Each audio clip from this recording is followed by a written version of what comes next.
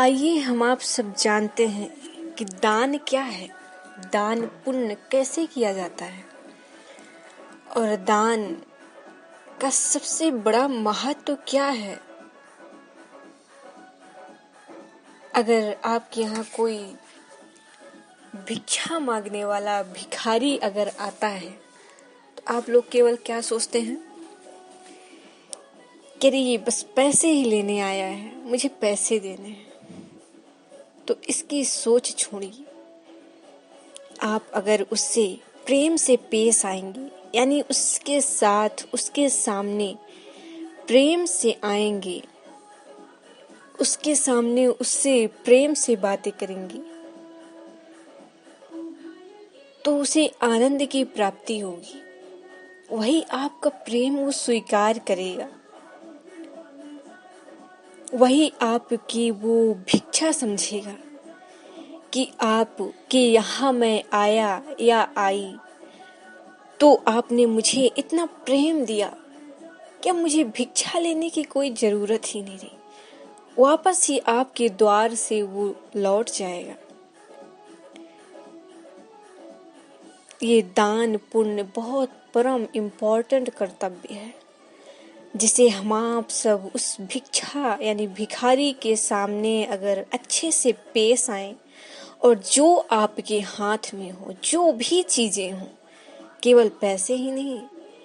आजकल लोग इतना कोई अगर कुछ मांगने आता है तो ऐसे सोचने लगते हैं, ऐसा कुछ कहने लगते हैं, ऐसा उसे समझने लगते हैं कि अरे ये भिखारी है, जब देखो तो मांगने चला आता है। तो वो ये समझिए आपके वो कर्तव्यों को देख कर आया है कि आप उसके साथ किस तरह से पेश आ रहे हैं। केवल ये मत देखिए कि अरे ये आया है बस वही पैसे मांगेगा, पैसे मांग। केवल आप पैसे मत देखिए, पैसे तो आपके आते जाते रहते हैं। जो आपके हाथ में हो, जो भी चीजें हो, उसे दीजिए। आप उसके सामने अच्छे से बातें करेंगे, अच्छी तरह से पेश आएंगे, उसे बहुत अपने आप उसके अंदर ऐसा अनुभव होगा कि ऐसा लगता है कि वो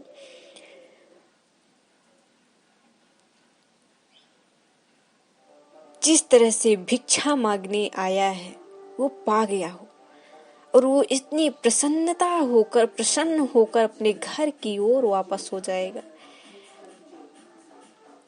और अगर आपकी खुशी है, आप दक्षिणा कुछ भी देना चाहते हैं, पैसे बस की बात नहीं है। पैसे हो दीजिए, कपड़े हो दीजिए, अनाज हो दे दीजिए, जो भी आपके पास चीजें हो इत्यादि बहुत सारे सामान हैं जो आप देना चाहते हो।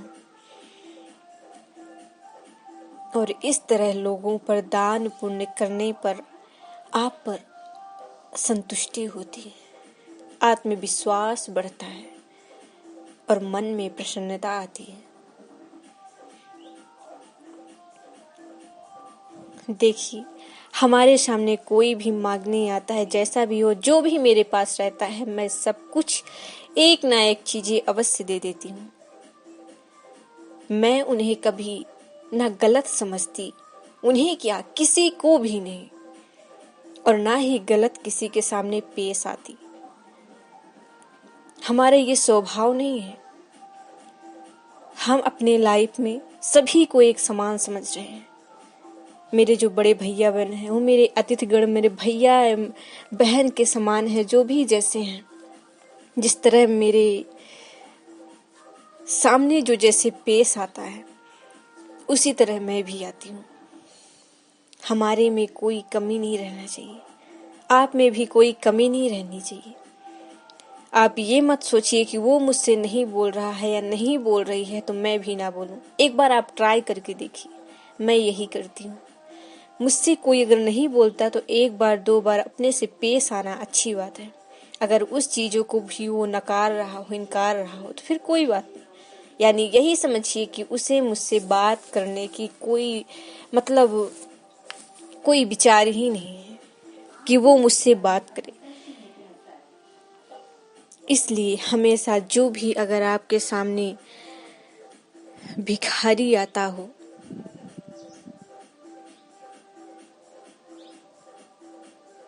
आप ही देखिए।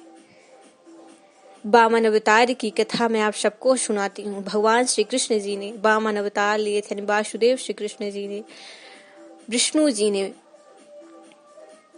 वामन अवतार लिए थे। वामन अवतार में बलि जी से 3 पग केवल धरती मांगे थे। क्या वो पैसा मांगे थे? और आप जब देखे थे कि वो जब जन्म लिए थे, तो जन्म लेने के बाद उन्हें क्या क्या, जब सबके द्वार पर जा रहे थे भिक्षा मांगने, तो उन्हें पैसे नहीं बल्कि उन्हें वस्त्र मिले, उनके लिए खड़ाऊं सब कुछ मिली जो उन्हें उपयोगी था। केवल पैसा नहीं, जिसके पास जो था उन्हें दान दिया। आप ये मत सोचिए कि हमारे सामने जो आ रहा है, हम जो कर रहे हैं, जो हमारे सामने मुझसे मांगने आ रहा है, वो केवल आपके पैसे लेने आता हो। ये गलत सोच है आपकी। अगर आप अपने हाथ से उसे प्रेम से थोड़ा खिला भी देंगे तो उसके लिए बहुत बड़ा दान हो जाएगा। और आपके हाथ में जो भी वस्तु हो, जो भी चीजें हों, आप दीजिए।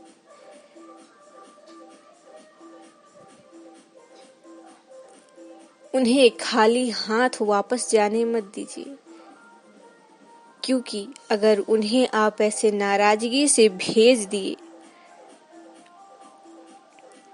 तो वो आप कभी खुश नहीं रह पाते हैं। हम सच कहें, अगर हम किसी से नाराज हो गए तो हमारे मन में वो सारी बातें भटकती रहती हैं कि आज मैं इससे नाराज हो गई, क्या पता वो भी मुझसे नाराज है या नहीं।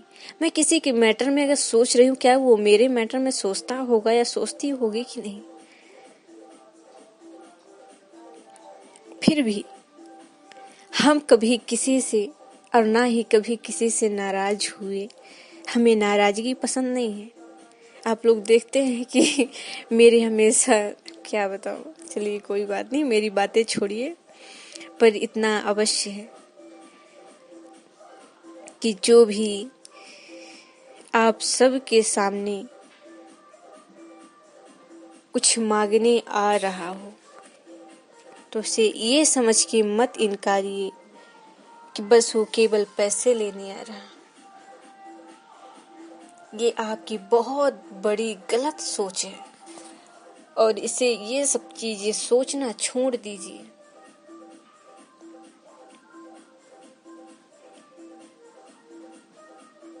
और हमेशा कोई भी आपके सामने कुछ भी अगर मांगने आता है तो उसे अपनी खुशियों से दीजिए।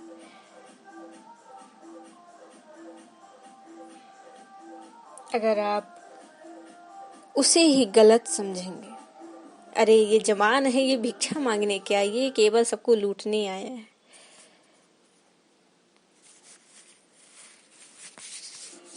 कई लोग ऐसा भी सोचने लगते हैं, तो ये गलत है। मांगते वही हैं जो बेसहारा हो जाते हैं, जो निर्धन हो जाते हैं। ठीक है, अगर कोई ना हो निर्धन, वो भी मांगने आया हो, दे दीजिए। क्या चला जाएगा आपका उतने में? कुछ भी नहीं। इसलिए मेरा कहना यही उचित है कि आप अगर किसी को प्रेम भेंट कर रहे हैं, खुशियों से कीजिए, ना कि नाराजगी से नहीं। आप जब नाराजगी होकर उसके सामने पेश आएंगे, उससे कुछ नाराज होकर भेंट करेंगे, तो ये गलत बात है। ना ही आपकी खुशी रहेगी और ना ही उसकी। क्या मतलब है ऐसा भेंट करने से? इसलिए अगर मेरी बातों को अगर आप अच्छी तरह से समझें, ध्यान दें, बस वही यहाँ बात करने में लगे रहते हैं और तो कोई रास्ता ही नहीं है।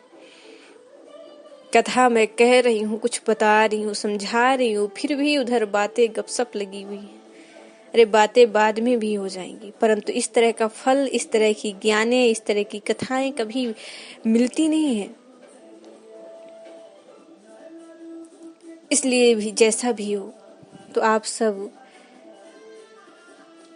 इस कथा को अच्छी तरह स्वीकारिए और ऐसा मत कीजिएगा कि एक कान से सुनिए और दूसरे कान से निकाल दीजिए। ये कथा आपके सुनने का कोई महत्व नहीं रहा।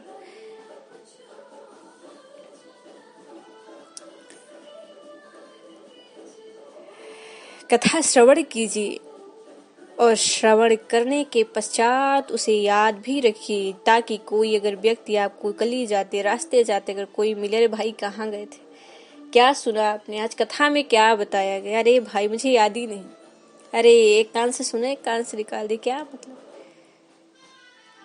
तो ऐसी कथाएं सुनने से क्या महत्व है आप सबको। हम भी एक कॉलेज स्टूडेंट हैं, स्कूल स्टूडेंट भी थी, पर पढ़ाई कभी छोड़ी नहीं। हमेशा स्कूल जाया करती थी मैं, हमेशा, कभी एक दिन भी एब्सेंट नहीं किया करती थी। केवल टीचर का पढ़ाया हुआ भी मत पढ़िए, अपने से भी कुछ दिमाग लगाइए। टीचर तो अपनी तरफ से पूरी कोशिश करते हैं, पूरा कोशिश करके पढ़ाते हैं, जो भी उन्हें नॉलेज होता है सब आपको बता देते हैं, पर कुछ आप ऐसा पढ़िए जो आपके लिए भी इम्पोर्टेंट हो। हम कथा में क्या क्या बता रहे हैं, आप सबको नॉलेज की बातें बता रहे हैं, फिर भी आप सब बस बातें करने में ही लगी हुई। अभी हमें पूछ ले कि हमने अभी कथा में प्रेजेंट टाइम पर ही क्या बताया, तो कोई नहीं बताएगा।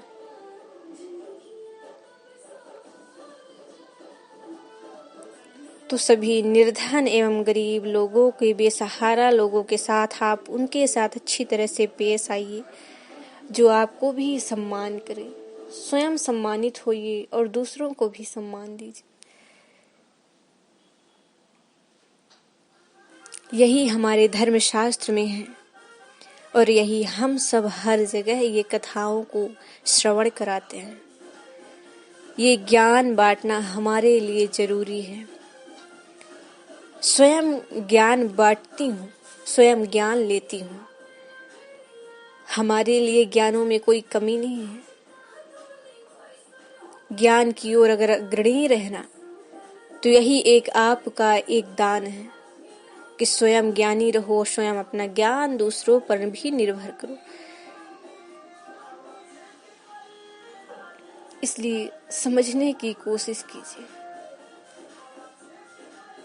और आए हुए भिखारी लोगों को उनके सामने अच्छी तरह से पेश आइए। और जब आप अच्छी तरह से पेश आएंगे, उन्हें भी प्रसन्नता होगी और प्रसन्नता होने के बाद वो हो सकेगा कि आपकी बात करने पर ही, आपके प्रसन्न होने पर ही वो वापस चला जाएगा। आपकी इच्छा है, आप उसे दे दीजिए जो भी दान देना चाहते हैं। उसके लिए सब मायने हैं, सब स्वीकार है।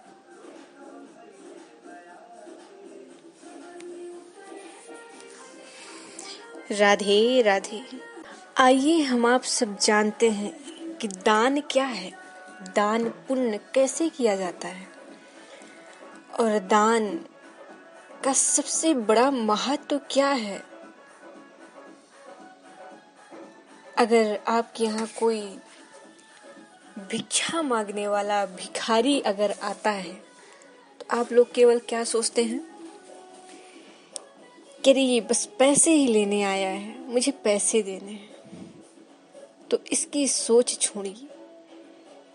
आप अगर उससे प्रेम से पेश आएंगे, यानी उसके साथ, उसके सामने प्रेम से आएंगे, उसके सामने उससे प्रेम से बातें करेंगे, तो उसे आनंद की प्राप्ति होगी। वही आपका प्रेम वो स्वीकार करेगा।